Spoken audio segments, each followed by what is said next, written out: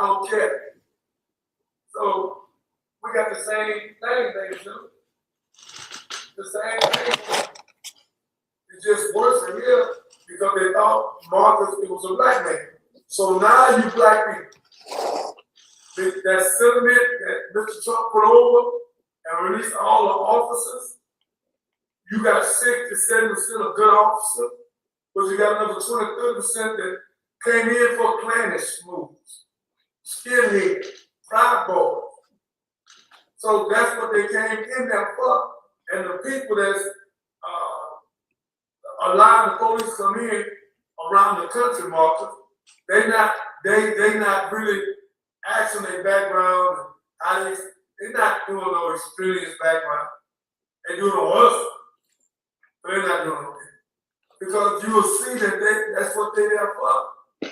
So this is a major problem with the President of the United States of America. That's blanketing everything, and let 1,600 thugs out. Then told the police he's giving them a pardon for whatever they did wrong. You can't do that because when you do that, you make all thinking he's untouchable. 27 times, battle around. Why just pull outside the pants, sir? You pull over or put the whistle on.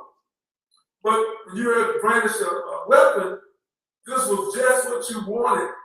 So you battering it, and you thought he had a gun, so you thought you made the case. Boy, y'all going to hell with a gasoline jacket and drawers on. I don't know how many of y'all was in it. I promise you, you put a curse on yourself. 8. And you will not be. It was 8. They said it was 8.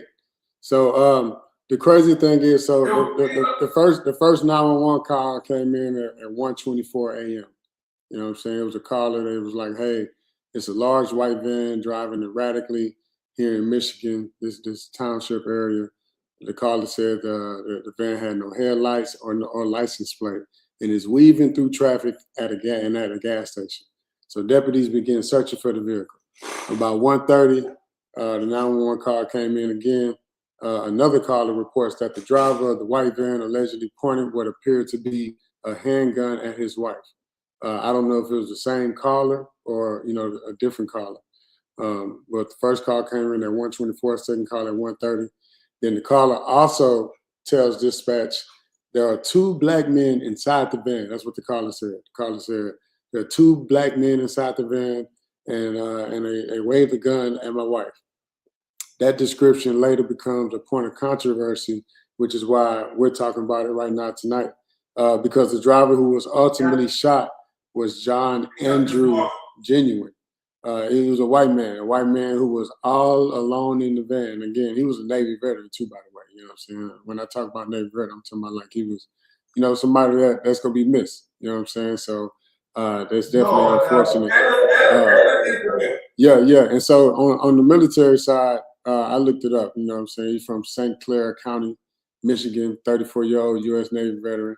He served 6 years in the Navy, and he had no criminal history. And at the time of the shooting, he worked as a laser equipment technician engineer.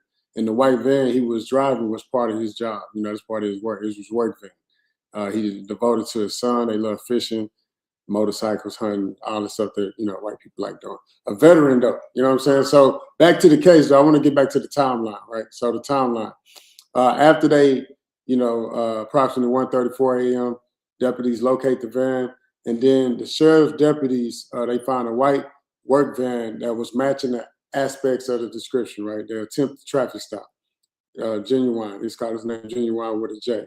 Genuine does not stop, and the pursuit begins. During the 32-minute pursuit, that's what they say. Remember, this is what they say. You can't trust the police. You gotta, you know what I'm saying? Always remember Ahmaud Arbery. You know what I'm saying? Remember Ahmaud Arbery. You know what I'm saying? So the chase continued. They say there's a 32-minute pursuit. The chase continues through the township. Your Planson, I can't pronounce that state, city or whatever, but this township area, right, in Michigan. According to investigators, the van reaches high speeds. It drives erratically. On 4 separate occasions, the van stops and reverses aggressively toward patrol vehicles before driving away. So similar to the Walmart situation when they shot Baby Corn. Y'all remember when they shot Baby Corn? Yeah. They was like, that's kind of what they're making it sound like.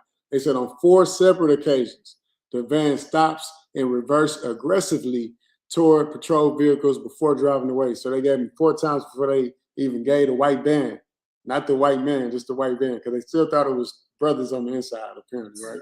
So no deputy is struck by the van, though. So at 2:06 a.m., a pursuit begins. The pursuit ends at 2:06 a.m. Near Prospect Road and Tyner Street. Deputies perform a pit maneuver. That's the precision immobilization technique. That's what PIT stands for. If you always wanted to know what PIT stands for, precision immobilization technique maneuver. The maneuver causes the van to overturn on the side. Seconds later, deputies approach the van. Deputies surround the overturned van. Officers repeatedly order Genuine to show his hands, because remember, they said he had a gun in there. You know what I'm saying? What they said. They said he had a gun in there. One deputy is heard shouting, "He's got a gun!" Then multiple deputies independently began firing into the van. So because somebody said he's got a gun, they all started shooting. They didn't all see the gun. They heard that he had a gun. Somebody said on the 911 call that somebody got a gun, and there's 2 black guys in there. And the deputies fired 27 rounds into the van. Genuine is struck 7 times. Investigators later determined no firearm was found inside the van, and Genuine was unarmed. After the shooting, of course, he dies at the scene. The Navy veteran dies at the scene, Mr. Genuine. His family's lawsuit alleges deputies failed to immediately provide medical aid after the shooting. I've been through that before, where they tase you or something, and then they leave the probes in your arm, and then they fail to provide medical aid. You know what I'm saying? I'm trying to get this money too. But that allegation has been adjudicated in court. So January, April, right? The Michigan State Police conduct an independent investigation begin.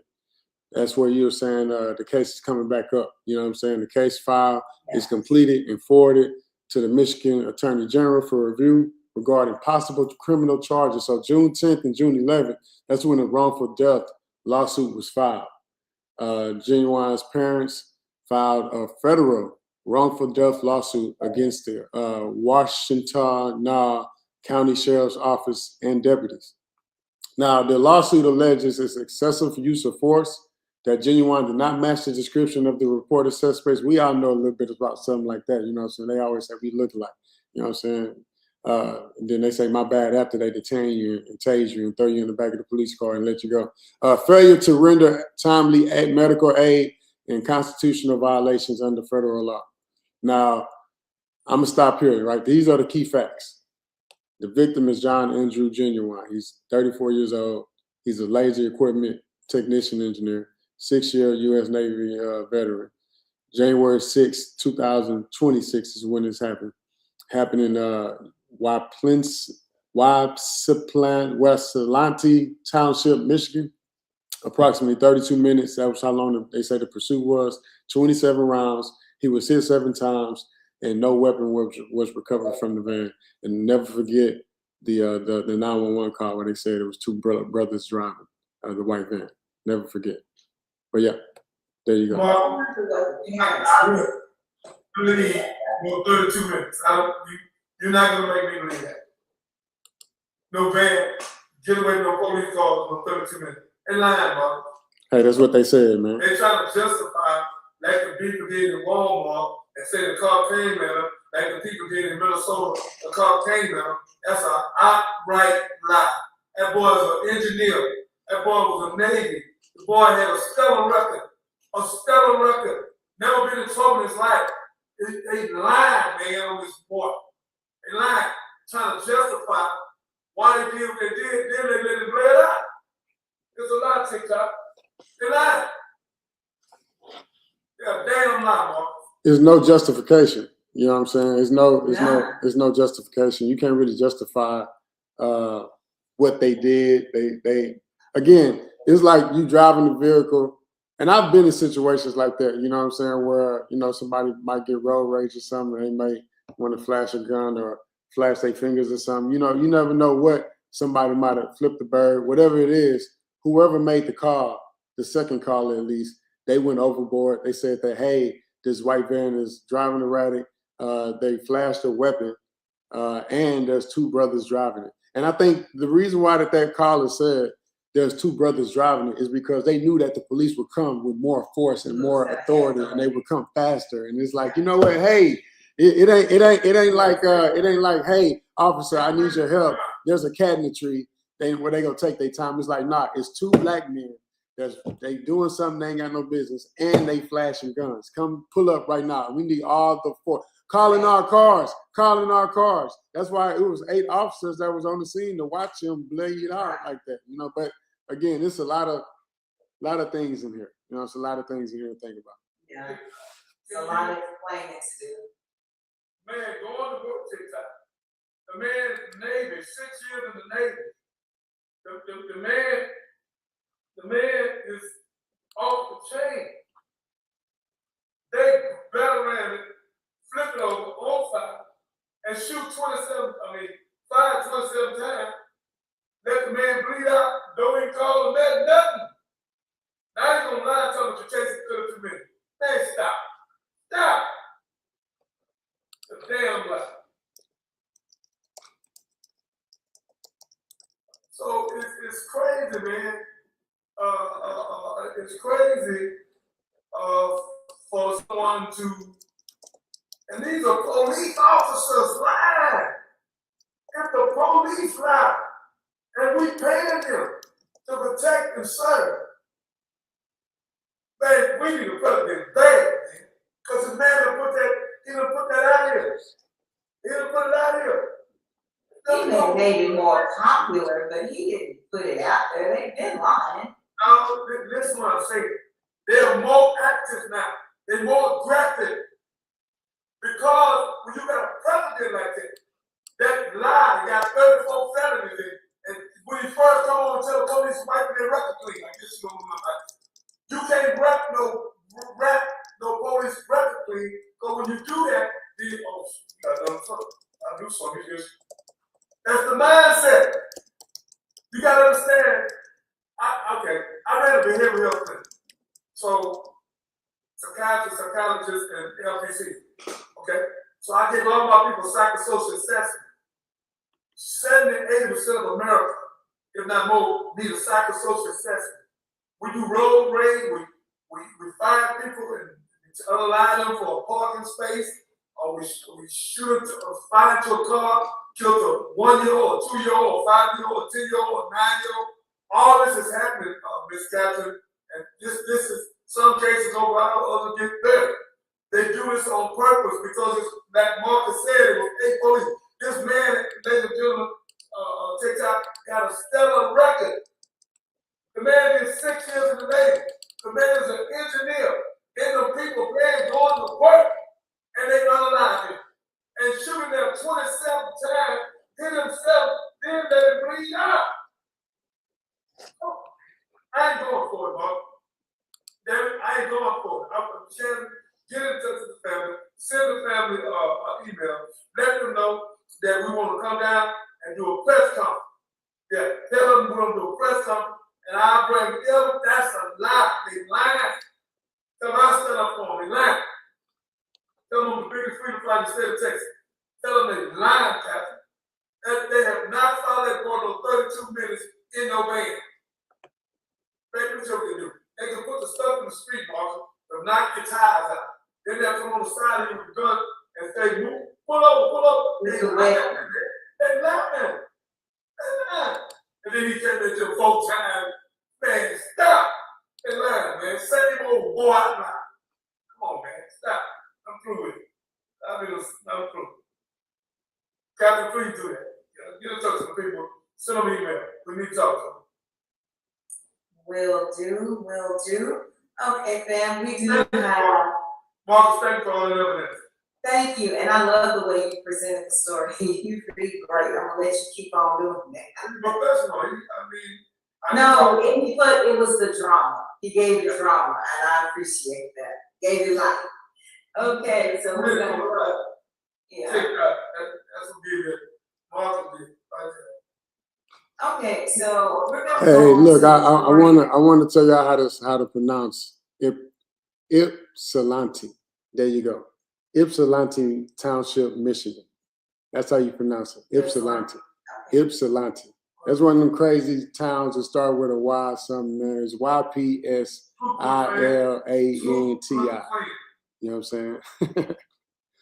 So yeah. How many people there? 10,000? It's a population of just over 20,000 people, and it's home to Eastern Michigan. That's where Eastern Michigan, EMU, is located. Eastern Michigan is located. I knew it. It's home of it's home of the first Domino's pizza. You know what I'm saying? It's home of the first Domino's pizza. So yeah, it's known for its historic downtown, the depot town. And this boy Stella, man. Mark, the boy Stella. He went to the Navy 6 years. You got to be smart to pass the test to go to the Navy. Most people go to the Army. They pass the test and have to go to the Navy. Check, Minister, check your something. You have an echo, real bad. I don't know where it's coming. Marcus, you got two speakers on? Go It's ahead. not Marcus, it's you. Me? No, go ahead. Okay. That was you? Okay. All right. So it sounded like you. All right. Well, we'll move on to our next story. I wanted to make sure we covered this one. This is about the NFL player whose brother unalived their mom. This one has been all over the headlines today. And 911 calls released in the murder of the mother of an NFL player, Calais Campbell. His brother, 41-year-old Yuri Campbell, now charged with her murder. Their mother's body was found inside her Buckhead home. Atlanta News First Tracy Amick here joins us live from the Fulton County Jail. Tracy, what is the latest on this investigation?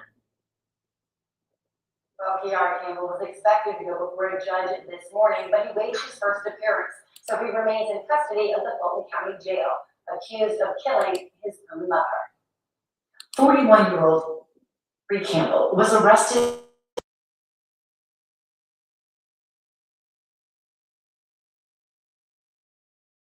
during a welfare check.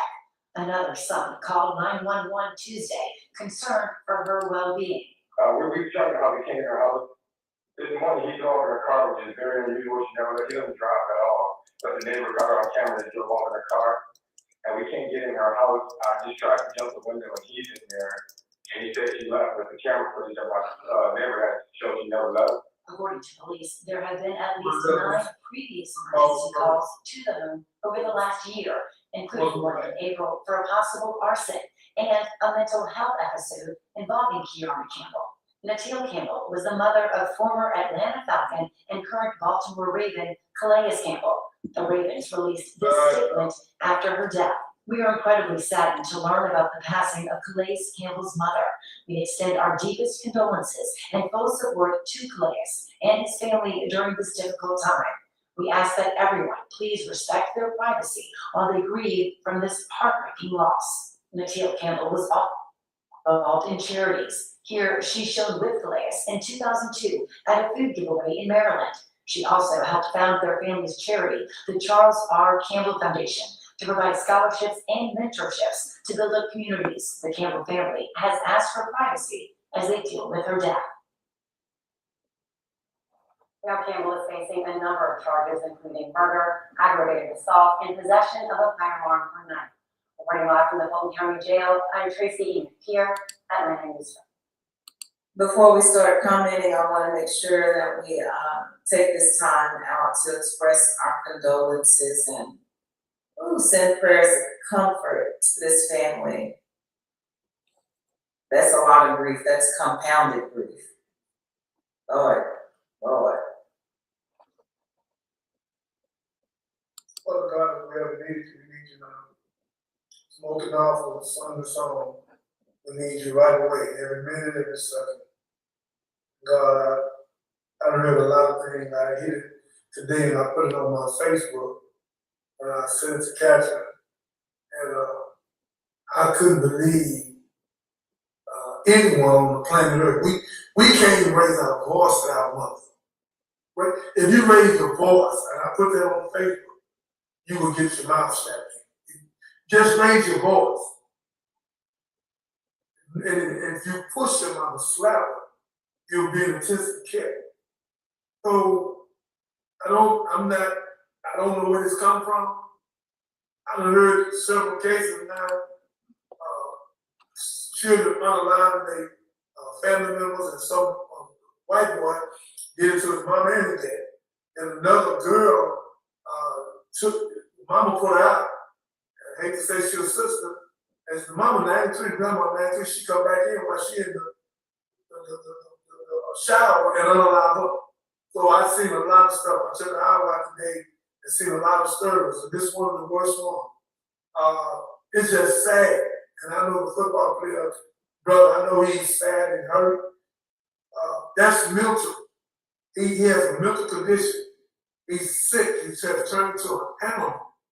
To put your filthy, stinking, nasty hand on your beautiful mother, you had to be losing your everlasting mind. You became an animal in human form, and you going to hell with a gasoline jacket on, and you going to get life, no parole, or death row. Whatever you get is not enough, because you can't bring it back. They need to study you. Something is wrong with you. Your mother? And then I heard there was some assault stuff going on before that. Lord have mercy. Young man, you are animal. You're no good. You're a cold coward. And life ain't good for you. God don't like what you did, brother. You're completely out of order. I can't believe this. I didn't know Captain was going to play it. I already read it today and put it on my Facebook. But now that I'm here, I'm letting y'all know a lot of people, I'm telling you women, be careful who you date. Like Captain told you, call in on them, $8. Captain, tell them what to do. And go do, if you're in Texas, contact the Texas Department of Public Safety. And you can run a background check on anyone from there if you have their name, date of birth. I know y'all heard. So she told y'all what to do. And y'all can play with it if you want. But I'm telling you, what I know. Watch who you date. If a man takes his mother's unalive, what do you think it do to you? That's a sickness. And that's what we expect in our company. We're going to have 400 men, me and Marcus and Captain, we're going to be in the back running it. We're going to hold thing on solution for real relationships. Because this is going on too much. And to do this mother like this, we got to, ladies and gentlemen, somebody know what to say. This ain't just out. Because when you got a bag, you easy to break up. Anybody easy to turn, you gotta watch. You gotta watch. So 0 to 100, what, you like, brother, whoa, what's wrong with you? That's baggage. The mama ain't getting nothing to it. He got baggage. And I guess mama wouldn't buy out to him or do whatever he wanted, so he gonna unalive her. Ladies and gentlemen, all I'm telling you, be careful who you marry, who you date, and your mothers and fathers. When you see your child is sick, get him to a mental ward. They lock his rusty ass up. And I said, what we want to be going through is unalive for foolery and foolishness.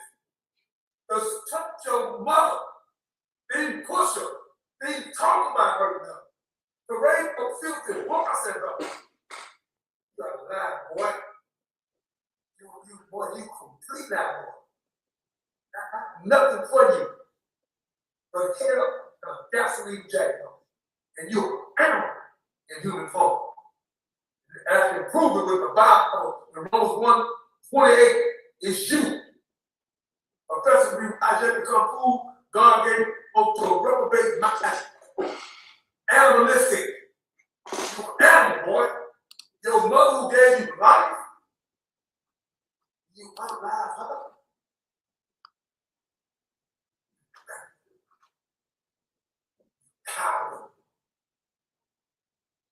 Get at it, Man, this is my first time hearing about this story just now, you know, and when I just read up on it as you was giving us the rundown, you know, she was 71 years old. His mom, 71. You know what I'm saying? And of course, I got the timeline and all that, but even before I just dive into that, his 41-year-old, when I say he, the person that we all know is Calais Campbell. So he's a star defensive player for the NFL. He's won the Walter Payton Man of the Year award. That's when you like do so much for the community that the whole NFL like is looking at you because you care about the people around you more than you care about yourself. So that foundation was a big foundation. It was a big deal. Normally when foundations are big, family members are involved, you know, close loved ones, you got people out in the community. And I'm more than positive that, you know, Big Bro, I don't know who was the oldest or youngest or whatever, but I'm Big Bro. I'm gonna call him Big Bro because he was the one in the NFL, you know, taking care of the family and stuff. Big Bro, yeah, Big Bro probably didn't get all of the love from Lil Bro. You know what I'm saying? And you know that negativity was probably given to Mom over time, over the years, and this is what he begins to suffer from because as I continued to read up on the story, everybody kept talking about mental illness, you know, mental illness. That's, you know, it's Atlanta, Georgia, Buckhead neighborhood. And it was a welfare check that they responded to at the house. So police had already been there a couple of times. So it wasn't like a one and done situation. Police had already been to the residence multiple times before the homicide even took place. So the cause included a suspicious or demented person, domestic disturbance, and then another one for like possible arson or fire. So the police later said, hey, there are indications that Sierra Campbell had been experiencing mental health issues. That's the brother that killed the mother. So April 2026, family members reported another incident involving a possible fire at the home. It was a fire. They say it's a fire at the home, increasing concerns about Sierra's mental health. Again, that's the brother that stabbed Mom in the neck. On Tuesday, June 30th, 2026, around 12:30 p.m., concerned family members. Yeah. Oh, stop. You say Mama got stabbed in the neck. The same lady just on the left? No, listen to what I'm saying. So the person that we're talking about, the mom that we're talking about, the lady that you're talking about, the main person that we're saying RIP to, Natil Campbell. That's who they were unable to contact. The 71-year-old Natil Campbell. That's everybody's mom that we're talking about. So the football player mom, Calais Campbell, and then you got a guy named Sierra, Sierra, however you pronounce his name, Sierra Campbell, right? The mom name is Natil Campbell. She's the family member. So a family member requested a welfare check on June 30th, 2026. During the 911 call, the caller reportedly said, hey, we can't get inside the home. So they got security camera footage and all that stuff. It said that she never left the residence, but family members were still inside the home. But the only person that was still inside the home was that Sierra Campbell dude.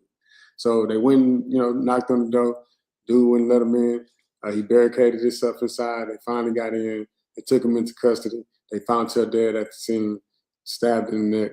It was injuries, like he stabbed her with a knife. You know what I'm saying? Stabbed her with a knife. So he been charged with murder, aggravated assault, and possession of a weapon during the commission of a felony.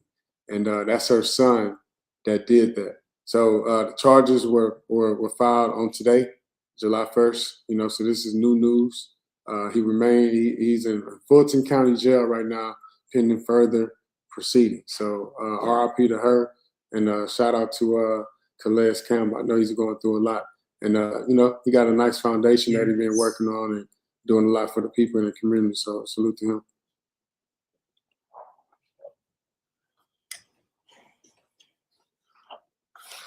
My brother, what's the football player name again? Calais Campbell. Calais Campbell. I tell him, please be my boss, but it's gonna go all over the world. I want to know I love you, we love you. we solution based. That's what we do. And we blame, we solve problems. This one here we can't solve. It's unsolvable. I know you're going through a lot. Praying for you, man. Mean that. I want to give you a word of silence, even 30 seconds of silence, to let you know that we love you. Miss Catherine, Marcus, myself, got somebody in the back office. I know she loves you well. So again, I can't explain it because I know that crazy about my mother. I've been trying to run up in that jailhouse. But yeah, I can't take it. You're strong to me, I honor you, I respect you. You've been humble, quiet, all that, and I respect you. Brother was completely out of order. And it's mental condition. And it, like Marcus said, it built up over the year. He's been having something against mom. And that just don't happen. And for him to, did you say something about welfare check? Yes, it was a welfare check. Another brother called for a welfare check. I don't know what that was for. Cause They were looking for her. They were looking for the mother. They hadn't heard from her. you And he talking couldn't get inside the house. But right now, we're now bringing you new details in the murder of 71-year-old Natil Campbell. She's the mom of NFL star and former Atlanta Falcons player Calais Campbell. Tonight, his brother, Sierra Campbell, is in custody at the Fulton County Jail, accused of murder.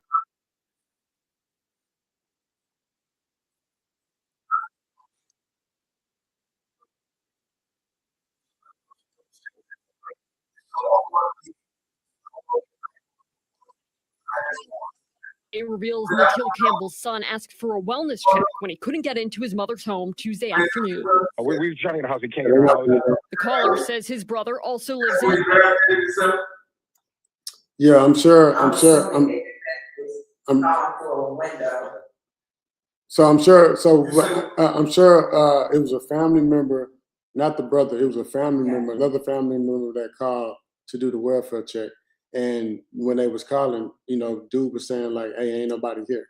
But while he was saying ain't nobody there, they was looking on the surveillance video and saw that she never left the house. So because she never left the house, it was like, well, if ain't nobody there, because they calling like, "Hey, where's she at?" He like, "Man, she ain't here. She gone." But they like, "Man, but she ain't," according to the what they call it, the doorbell camera, you know what I'm saying, the ring cam. She ain't going nowhere. So they didn't think that she went anywhere. So they called the welfare check and had the police go and, you know, do the investigation. Of course, they knocked on the door or whatever, like, "Hey, she ain't here." And then eventually he barricaded himself in there because they were, you know, trying to get in. They ended up getting in, finding him, arresting him, and found her dead at the house with the wounds to her neck. So again, man, Calais Campbell, man, like he was that's a victim. You know what I'm saying? A lot of people thought he was a suspect, but the suspect is actually his brother, not him. Right. I know you heard what Marcus said, but I'm gonna tell you what I'm gonna say behind Marcus. Anybody, white, pink, black, or brown, holler at them up, curse them up, push them up, speak violent them up, hit them up, stab them up, fight them up. It's a rotten, low down cop. There's no reason on the face of the earth. A mother, particularly a black woman, but no mother is a mother of earth. And for you to put your filthy hands on your beautiful mother that gave you life and carried you for 9 months with thanks and pain, when they cut the umbilical cord, you could have went away or she could have went away, both of y'all. She carried you, wiped your butt, That's right. Wipe your butt. Yeah.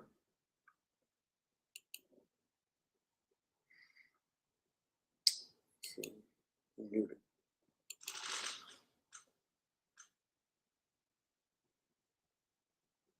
I can't hear him no more, man. He probably going in.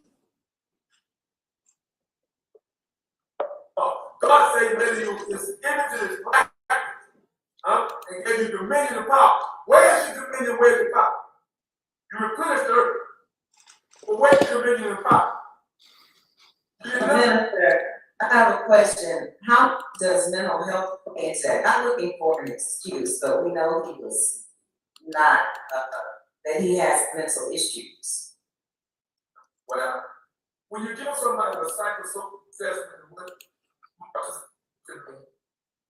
like he lied, how much should have not left and all that. The way it put through psychiatrists and give them a psychosocial assessment, ladies and gentlemen, you just don't do that. That's something that in you. I don't know, jealousy because of brother, and then I don't know. You know, I don't know. But there's something triggers for him. And he got tripped. I don't know if he was arguing with mother, what he was doing, something he wanted. I mean, it's something bad that was in him, and he let it took him and went with it. But this is something most of guys will tell you the way we look at it. And I work with some of the greatest psychiatrists. And, it was something mental, but like Marcus said, it's like it's been there. They just got there. It might have been 6 years, 5 years, 10 years. We don't know. Only if we have to investigate the whole family and sit them down and ask him how he treated his mother, have they ever cursed him, have they ever pushed him. We don't want to talk of that. But again, he's an animal, and your mental capacity, your mental condition can turn you into an animal. He was a cold-blooded animal and a coward. Yeah, you call that in one. He deserved a life of no parole or the death penalty. That's what he deserved. I want to hear none of that. You had no right to put your filthy hands, you coward, on your mother. Nothing for you. Nothing. Nothing. Ain't no excuse. Put your hand on your mother. No one. Damn sure. Not the mother. Gave you birth. You're rotten, no good animal. And God's gonna punish you for what you did. Thank you. No doubt about it. Okay, well, we're gonna go move to our next story. Now, this one hasn't been buried. It's been all over the news. I've seen some other influencers and podcasters cover it. And it's about the young lady who decided she was going to go meet a man that she was dating. He was from Britain, in Dubai, and ended up unaliving him in the process. So, fam, we're gonna check this one out. Y'all let us know your thoughts in the comments. Here we go. TikTok influencer from Kent has been charged with murdering her boyfriend in Dubai in campaign to say that she could face the death penalty. Look, Joe.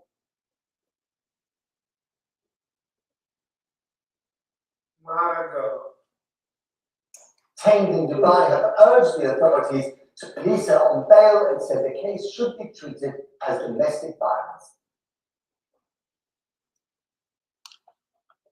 My God. That was short. That was short. So anyway, I don't even need to go and read the story. They want what you can if you like. So long story short. I know the story. Can I please speak? Thank you. Please. Y'all see what I am doing. At any rate, the young lady had previously flown over. She met the man on Facebook. See, she's a beautiful young lady. She met the man on Facebook. She decided that she was gonna go meet him in Dubai. Had a wonderful time, according to her relatives, that, you know, she said they never been treated so well and all.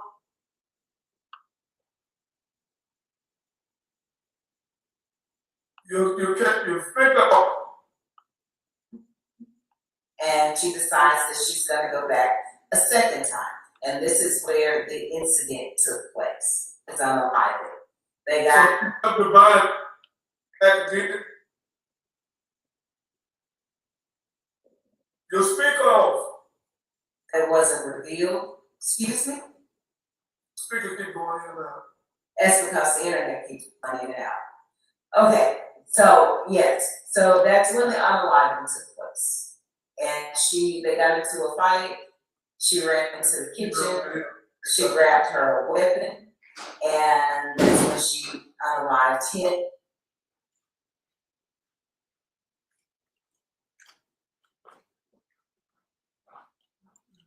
Speakers going out real fast. Speakers going out. Okay, and I never know about that. Yours is too, so every time I blink, you blink. Just like that.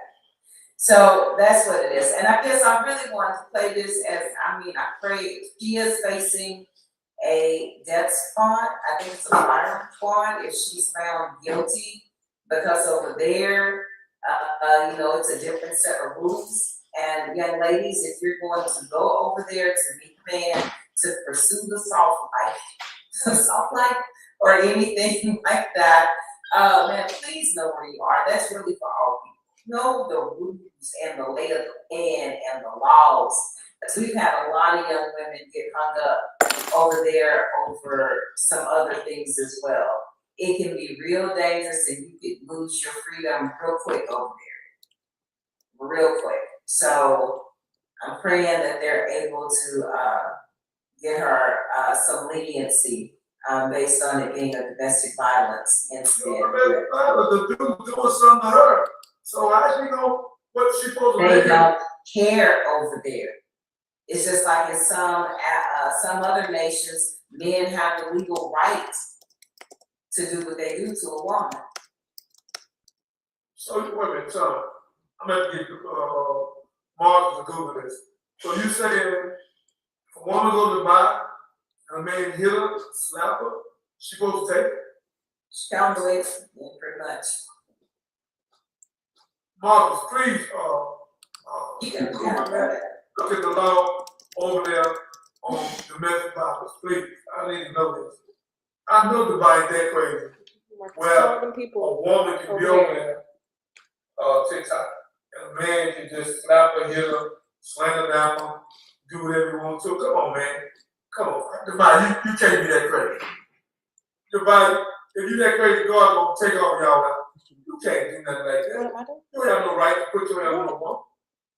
The woman had to run, the kids had to run away from him to try to get her something, because he had to be doing something to bring her back or to run trying to get some equalizer. Don't want woman run to your kitchen unless the guy's doing something to her. He didn't do.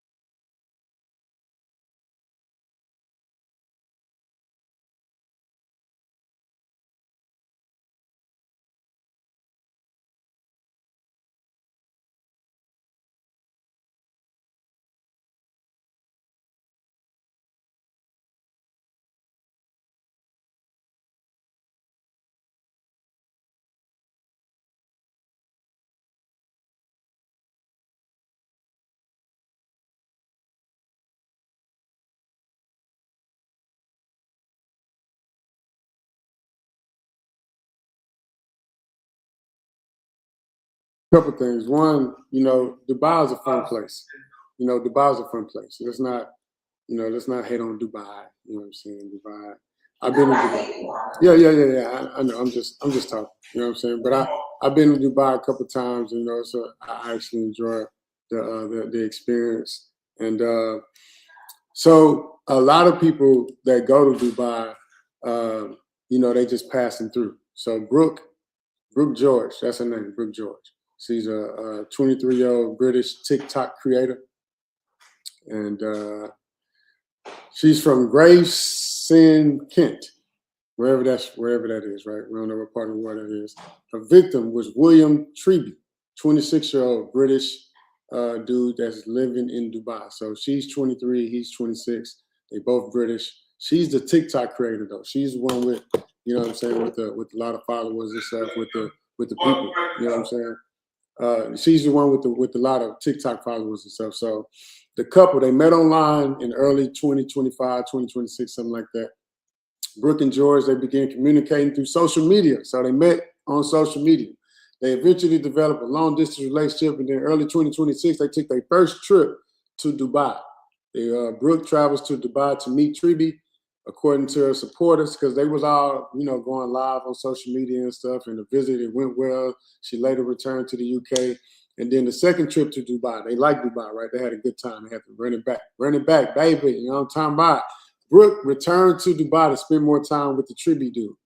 Brooke, her family, and the advocacy group Detained in Dubai. It's like a group called Detained in Dubai.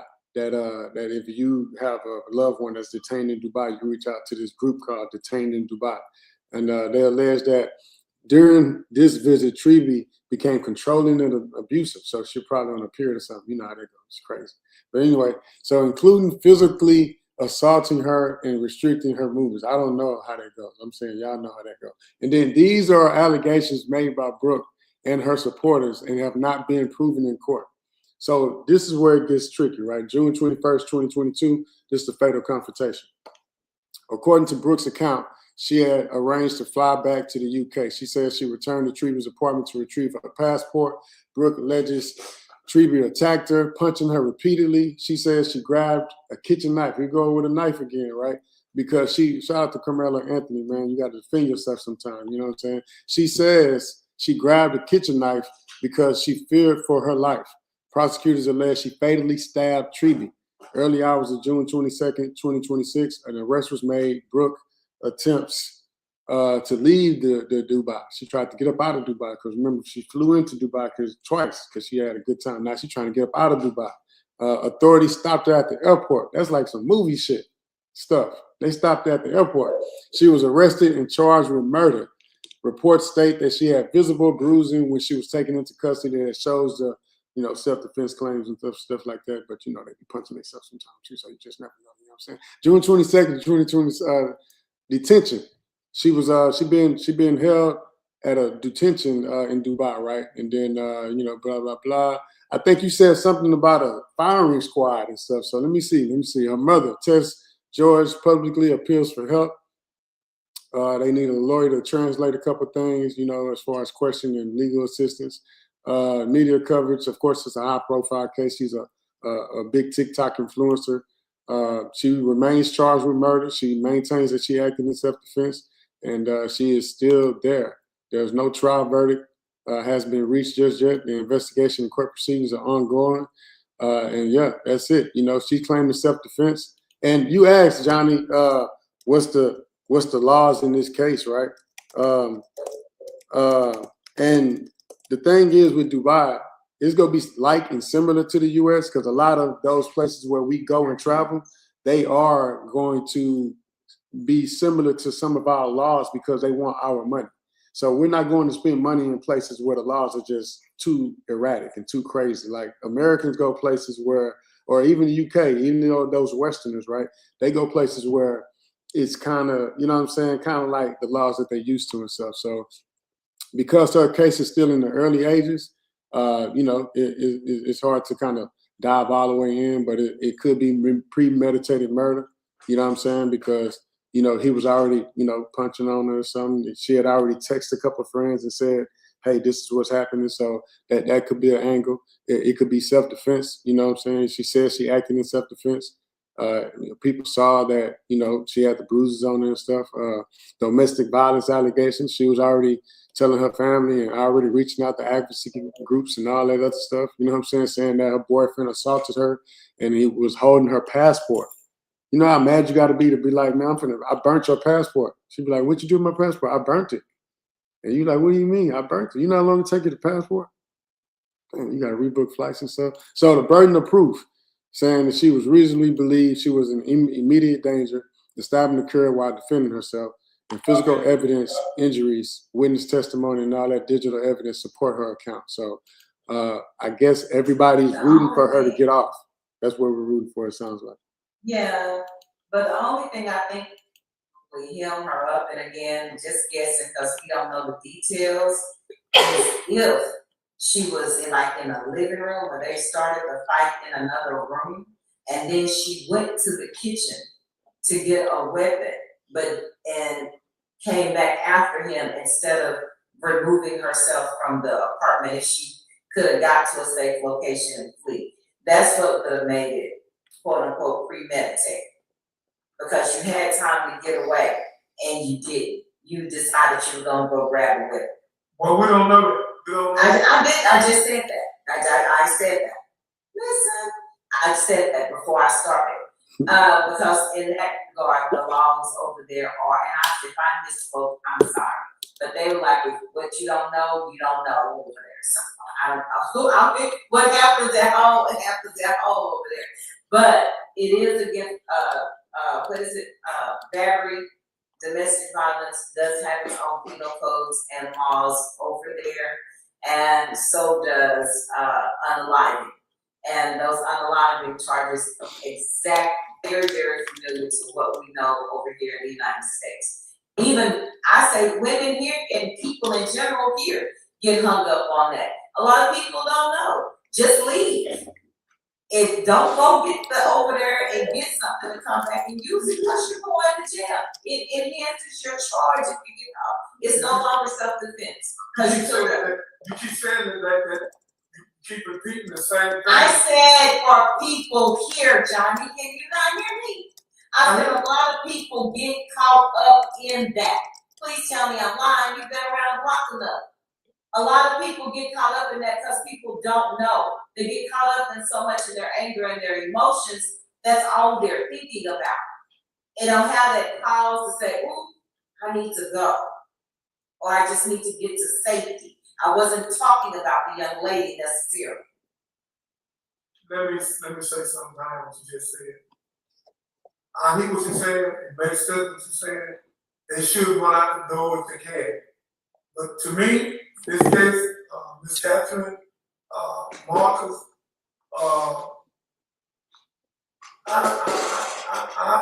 most males, if you beat a woman up, hit her, Marcus, choke her, hit her, and she run out the room, they're not gonna sit in that room.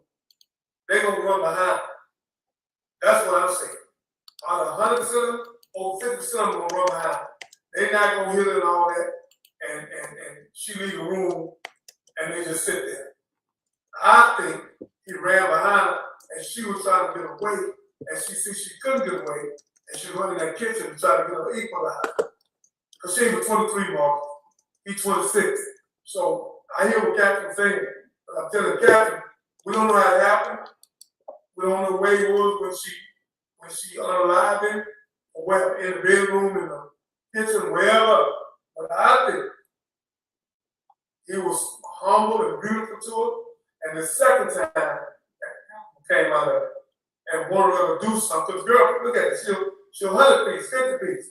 And he wanted her to do something, she didn't want to do it, and all he had to do. So again, it's domestic violence, that's how I see it. You have to prove to me with a camera that she went in that room. Because most male Marcus is not going to beat a woman up, slap her, or whatever you did to her, and sit there on the bed and let her run out the room, just sit there. They're going to jump up and run behind her because they don't know if she's trying to get to a car or whatever, or going to run and tell the police. And this sister felt a life in fear. So she went and got her something to try to have an equalizer. That's how I see it. Because I've been in more domestic violence, I've read more domestic violence, I've been around more crime than any YouTube on this thing. And that's how it usually happens.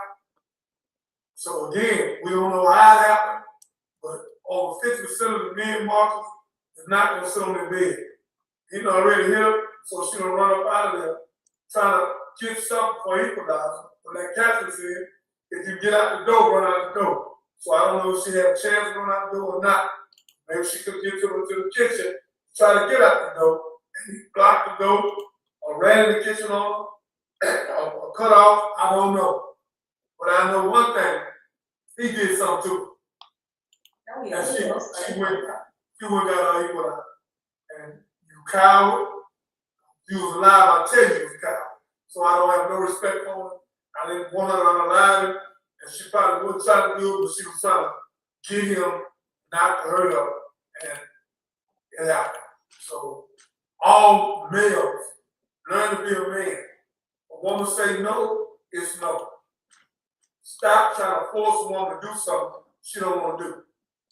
If you understand that, God will deal with you. So, So, Marcus, yeah. Minister, what do y'all think about young ladies' wisdom in flying out of the country to go meet someone you meet online?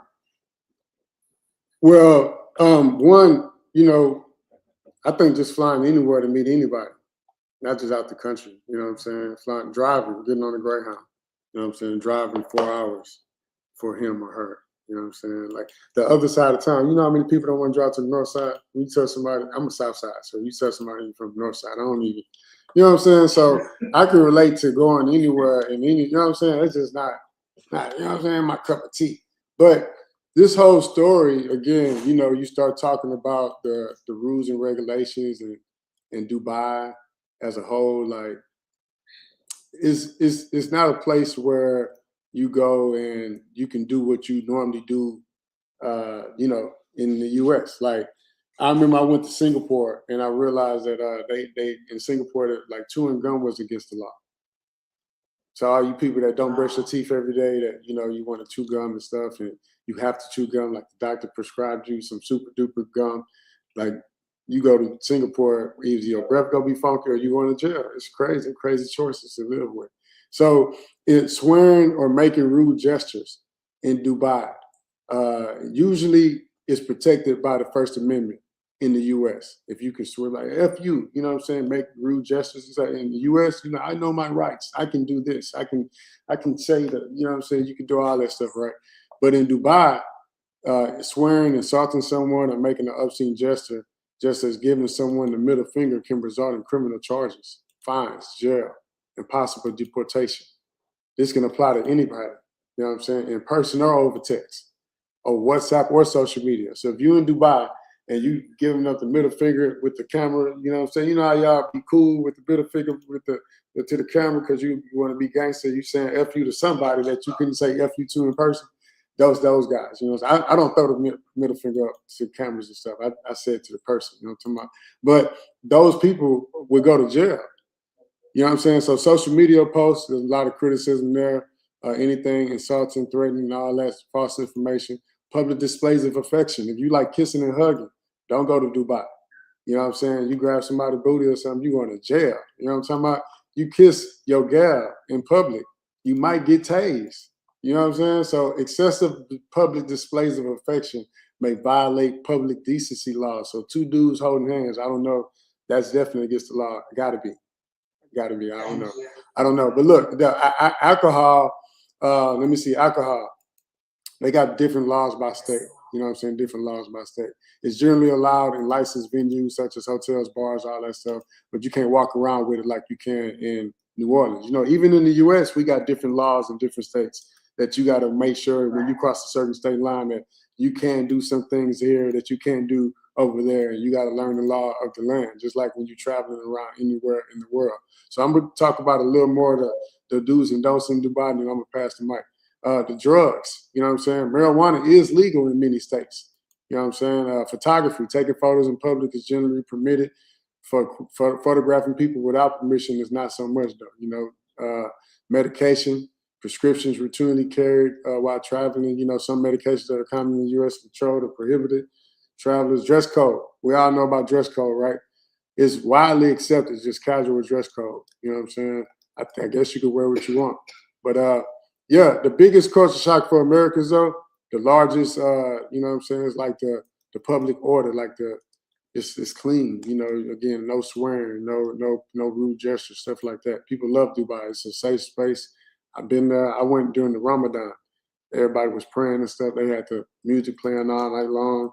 They was praying and they was all in the ceremonial. You know what I'm saying? I was afraid actually.